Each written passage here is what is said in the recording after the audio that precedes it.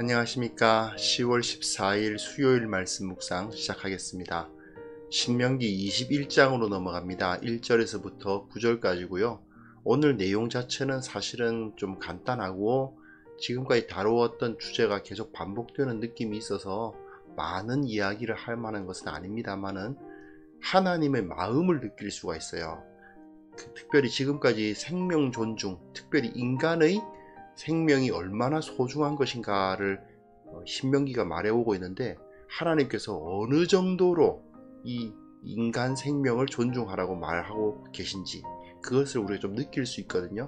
그래서 이걸 통해서 나에게 주어진 이 생명이 얼마나 소중한가, 그리고 내 형제와 이웃과 이 땅에 살고 있는 모든 사람들의 생명의 소중함에 대해서 다시 한번 생각해보고, 또 그것을 엄중하게 생각하지 않는 사람들이 얼마나 큰 죄를 짓고 있는 것인가를 한번 또 생각해 볼 수 있는 그런 시간도 될 것 같습니다. 그러면 말씀을 한번 보도록 하겠습니다.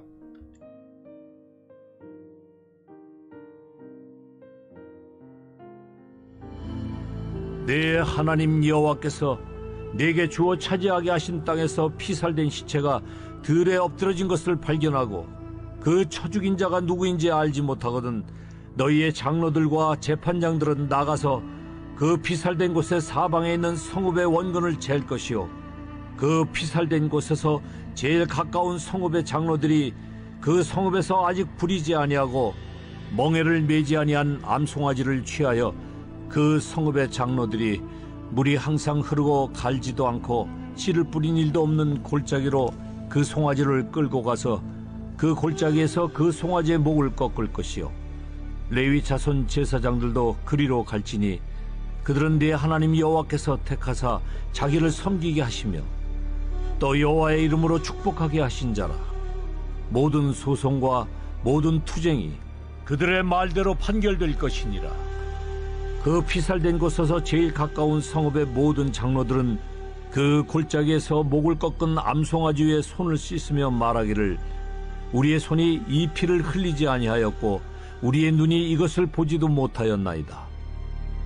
여호와여, 주께서 속량하신 주의 백성 이스라엘을 사하시고 무죄한 피를 주의 백성 이스라엘 중에 머물러 두지 마옵소서 하면 그 피 흘린 죄가 사함을 받으리니, 너는 이와 같이 여호와께서 보시기에 정직한 일을 행하여 무죄한 자의 피 흘린 죄를 너희 중에서 제할지니라.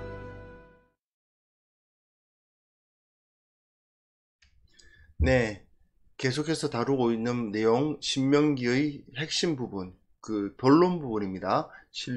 신명기에서 율법의 중심 사상이 무엇인지가 5장에서부터 11장까지 주어지고, 그리고 그렇다면 율법이 어떻게 이루어지는가, 그 안에 있는 구체적인 규정들이 쭉 나열되고 있는 부분을 우리 지금 달리고 있는데요. 그 구체적인 규정들 중에서도 핵심부라고 할 수 있는 생명 존중과 관련된 부분이 바로 우리가 지금 다루고 있는 부분입니다.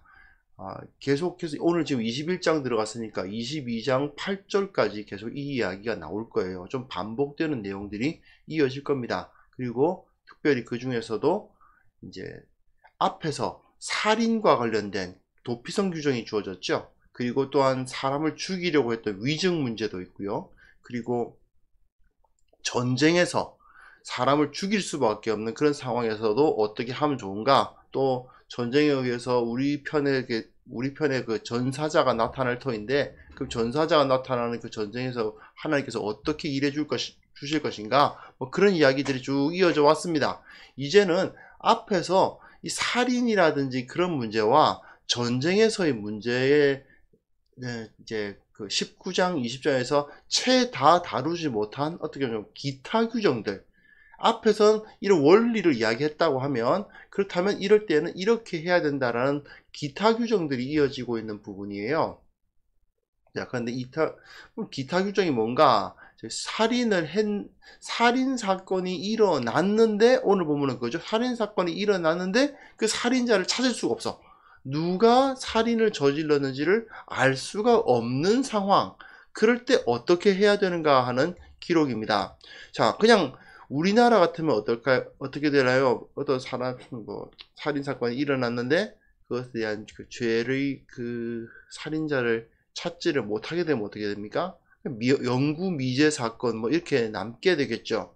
그런데 이스라엘에서는 그렇게 그냥 끝낼 수가 없습니다.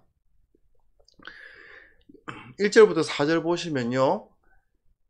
그 가나안 땅에 들어가서 피살된 시체가 들에 엎드러진 것을 발견하고 그 쳐 죽인 자가 누구인지 알지 못하는 상황. 예, 당시에 무슨 뭐 CCTV가 있었던 것도 아니고 어떻게 지금 대단한 지금과 같은 그 수사 도구가 있었던 것도 아닌 상황에서 들에서 사람이 살지 않는 곳에서 사람이 죽었는데 누가 죽였는지 알 수도 없는 그런 상황이 벌어집니다. 예, 그랬을 때 어떻게 해야 되는가? 불쌍한 사람이 한 명 죽었구나. 아, 이 사람 도대체 왜 이랬을까? 이 사람 그 정도가 아닌 겁니다. 그 정도가 아니고 2절부터 보시면 장로들과 재판장들이 나가서 장로들과 재판장들이 나가요. 그 지파의 상당히 그 고위층들이죠. 굉장히 엄중한 사건인 겁니다. 아니, 불쌍한 한 명이 그냥 사고로 죽었다 또는 어떻게 뭐 원한 관계로 죽었다가 잘 모르겠는데 죽었네. 아이고 근데 도저히 우리가 그 살인자가 누군지를 찾을 수가 없네 하고 끝내는 것이 아닙니다. 이건 굉장히 큰 문제인 거예요. 그러니까 장로들과 재판장들이 그 자리에 가서 그 피살된 곳의 사방에 있는 성읍의 원근을 재라. 야, 이거 굉장한 문제입니다. 이 사람이 죽었는데 이 사람의 시체가 엎드러져 있는 이곳과 가장 가까운 성읍이 어디냐? 이걸 따진다는 겁니다. 그걸 왜 따져? 예, 가장 가까운 성읍 책임입니다. 아니, 우리가 그 사람을 죽인 것도 아닌데 왜 우리 책임이냐? 예, 어쨌든 사람이 죽었으면 그 사람의 죽음에 대한 책임이, 죄책이 반드시 발생하는데 그 죄책을 당연히 사람을 죽인 자, 그 살인자에게서 찾아야만 하지만 그 살인자가 누구인지 알지 못한다면 그 사건이 일어난 공동체, 거기서 제일 가까운 그 공동체가 그것의 죄책을 진다는 것을 보여줍니다. 그래서 어떻게 합니까? 죄값을 치러야 돼요. 그래서 멍에를 매지 아니한 암송아지 하나를 취해가지고 그걸 끌고 옵니다. 살인자를 마땅히 죽여야 하는데 살인자를 죽일 수가 없으니 그 대신 이 암송아지를 죽인다는 겁니다. 하나님 앞에서 살인이라는 범죄가 일어났는데 그 살인에 대한 범죄에 대해서 죄값을 치르지 못하는 상황이 된다면 제물은 아닙니다. 이건 제사가 아니니까요. 동물을 통해서라도 동물의 생명을 빼앗아서라도 그 죄값을 치러야 한다는 것입니다.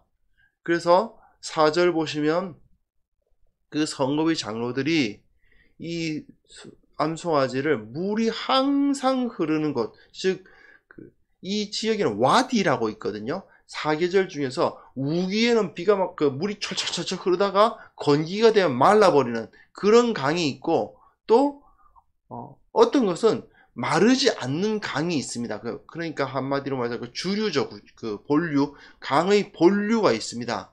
강의 본류까지 얘를 끌고 가가지고 물이 항상 흐르는 자리에 가가지고 갈지도 않고 씨를 뿌린 일도 없는 골짜기여야 된다는 겁니다. 물도 항상 흘러야 되고 뭐 시냇물이라도 좋죠. 어쨌든 간에 물 수량이 적어지든 많아지든 어쨌든 물은 항상 흘러야 되고 그리고 갈지도 않고 씨를 뿌릴 적도 없는 골짜기. 예, 가끔 예. 사람이 경작한 적이 없는 땅을 말하는 겁니다. 이게 왜 그럴까요? 물이 항상 흐른다는 것은 계속 씻어지고 있다는 뜻입니다. 거기서 암송아지를 죽이면 그 암송아지의 피가 그 땅을 오염시킨다는 겁니다. 왜요? 이 암송아지는 살인자입니다. 살인자 대신 죽는 거기 때문에 살인자의 그 죄악이 땅을 오염시킨다는 겁니다. 그렇기 때문에 그것을 땅이 계속 물이 흐르는 곳에서 그 암송아지를 죽여서 그 땅이 더러워지지 않도록 해야 된다는 거죠. 또한 갈지도 않고 씨를 뿌린 일도 없는 골짜기여야 됩니다. 왜? 사람이 먹는 걸 이제 그 재배하는 땅에다가 이 살인자의 피를, 물론 살인자가 아니지만요, 살인자 대신 죽는 이 암송아지의 피를 흘리게 하면 그 땅이 오염되어서 그 땅에서 난 작물은 더럽다는 겁니다. 그 정도예요. 아주 그냥 무슨 결벽증 같은 느낌이 들죠. 하지만 이건 굉장히 중요한 문제입니다. 사람이 죽었어. 그런데 누가 그 사람을 죽였는지를 알 수가 없어요. 그러면 이건 굉장히 큰 사건이고, 우리 중에서 이런 일이 있을 수가 없는데, 온 정말 성읍이 웅성웅성해야 될 정도의 상황입니다. 어떡합니까? 이 문제를 어떻게 해결해야 된다. 아마 그 성읍의 사람들이 다 돈을 조금씩 각출해가지고 암송아지 하나, 그것도 멍에를 맨 적이 없는 암송아지 아닙니까? 상당히 그 당시로서는 비싼 그 재산이죠. 그걸 잡아다가 물이 항상 흐르고 어떤 그 밭으로 사용된 적이 없는 땅에 가서 그 골짜기에서 그 송아지의 목을 꺾으라고 되어 있습니다. 사전에 목을 꺾으라. 목을 꺾는 거는요, 당나귀라든지 낙타라든지 이런 그 부정한 동물들, 그러니까 그 이스라엘 사람들이 먹을 수 없는 부정한 동물들을 죽이는 방식이 목을 꺾어 죽이는 거예요. 근데 소는 정한 짐승이잖아요. 그 고기를 먹을 수 있는. 그럼에도 불구하고 부정한 짐승을 죽이는 방식으로 그 송아지를 죽입니다. 왜요? 그 살인자의 죄책을 그 송아지가 그대로 받았다고 믿기 때문이죠.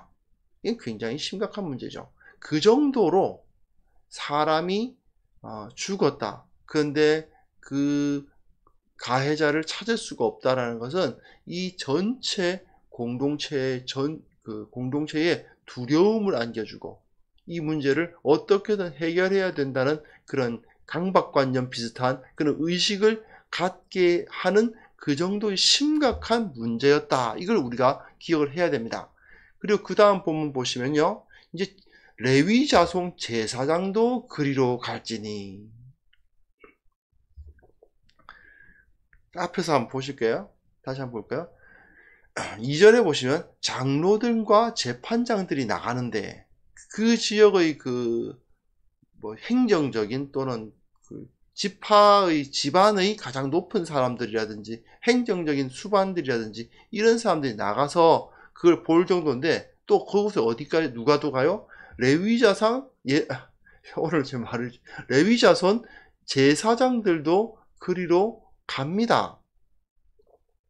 그 지역에, 소위 말하는 그 지역에 있는 높은 사람들은 다 거기 가야 되는 거예요. 이게 심각한 문제거든요. 그러다 보니까 여호와께서 택하사 자기를 섬기게 하신 그 여호와 이름을 축복하게 하신 자라 표현하고 있지 않습니까? 한마디로 말해서 그 공동체에서 정말 높은 사람들, 하나님 앞에서 정말 중요한 일을 하는 사람들이 그 문제를 어떻게든 해결하려고 다 몰려드는 겁니다. 장로들도 가고 재판장도 가고 제사장도 가고 높으신 분들 다 출동하는 거예요. 예, 심각한 문제죠. 그래서 그 피살된 곳에서 제일 가까운 성읍의 모든 장로들은 그 골짜기에서 목을 꺾은 암송아지 위에 손을 씻으며, 예, 거기서 물이 계속 흐르고 있었으니까 물 좀 떠와가지고 그 옆에 손을 탁 씻으면서 우리의 손이 이 피를 흘리지 아니하였다. 우리의 눈이 이걸 보지도 못했습니다. 하나님 앞에 우리는 정말 죄가 없습니다. 이 가까운 데서 하지만 이 사람의 그 죽임을 당한 이 죄책이 우리가 마땅히 해결해야 되지만 우리는 한 게 아니고 우리는 보지도 못했습니다. 하나님이여 우리를 불쌍히 여겨주셔서 이 죄를 우리한테 돌리지 마십시오 하고 살살 싹싹 비는 거나 다름없죠. 손 씻으면서 막.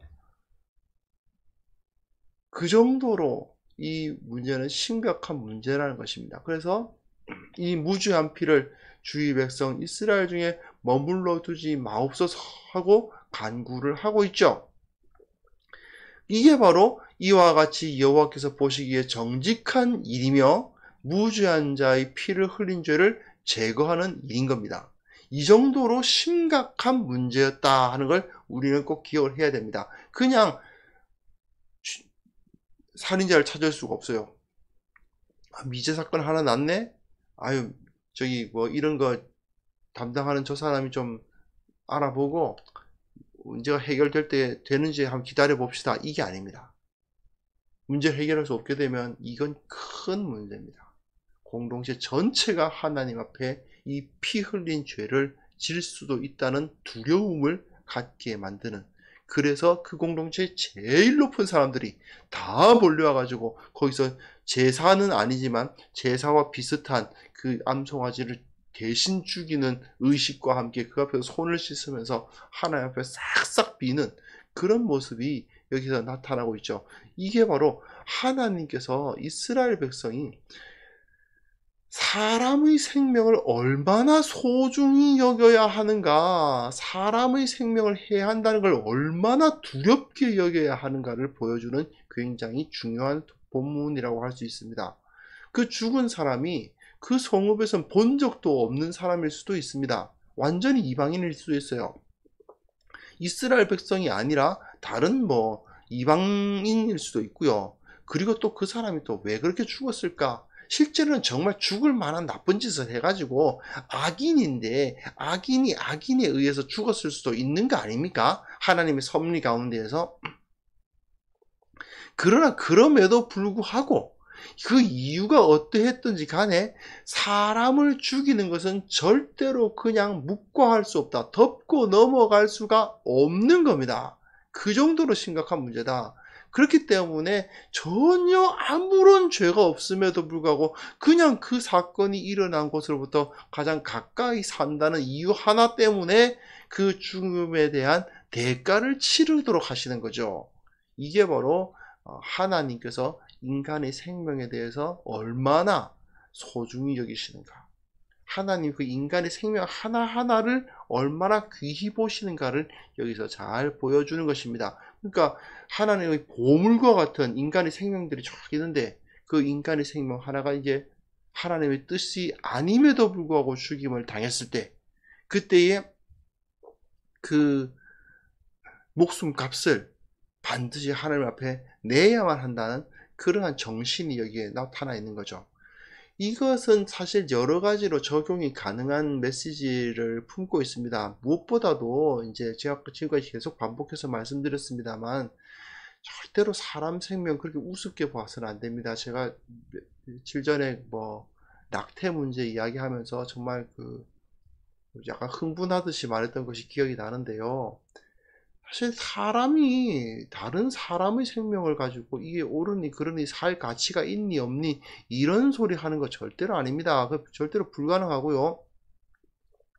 그리고 가끔은 사람의 생명보다 효율적인 생산과 효율적인 소비를 더 중시하는 그런 모습들이 은근히 많습니다. 최근에 우리나라가 뭐 이제 방역이 어떠고 저떠고 하면서 뭐 자랑스러운 나라처럼 되는데, 그러면서 이제 배달 음식 이렇게 하시는 분들 있지 않습니까? 저는 사실 볼 때마다 그분들이 이 이륜차 이걸 오토바이 그걸 타시고 이렇게 가시는데 상당히 위험해요. 처음에는 저 사람들 왜 저렇게 위험하게 타고 다니나 했더니 그게 그럴 수밖에, 그 사람들 그렇게 위험하게 타고 다니도록 몰아가는 게 있더군요. 그런 구조적인 문제들이. 그런 부분들도 있고, 또 이제 왜 참 안타까운 사고들 많이 있었지 않습니까? 왜 지하철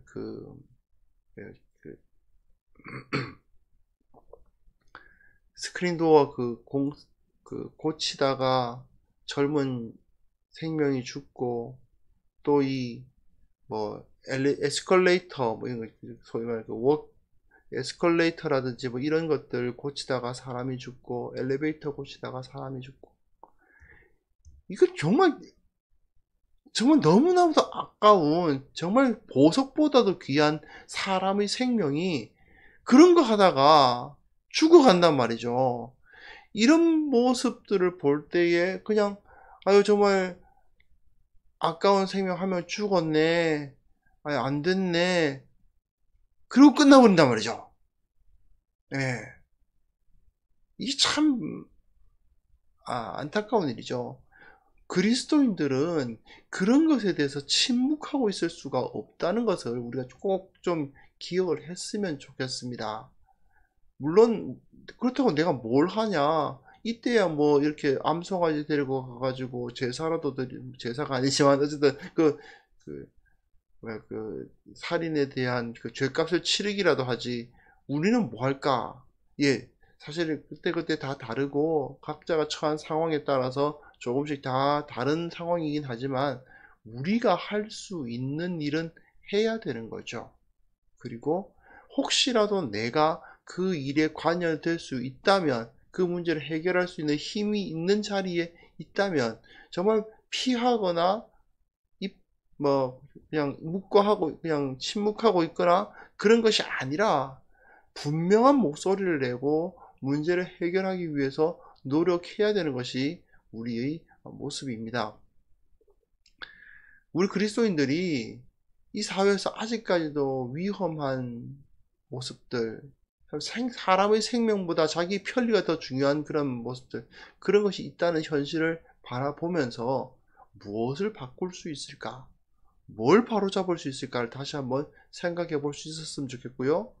하나님의 가장 소중히 여기시는 인간의 생명을 보호하기 위해서, 이 땅에 올바른 정의를 세우기 위해서 무엇을 할 수 있을지 약간 기도하면서 나 자신을 돌아보고 찾아보는 그런 시간도 잠깐 마련했으면 좋겠습니다. 이 시간 잠깐 함께 기도합시다. 기도하는 시간 갖겠습니다.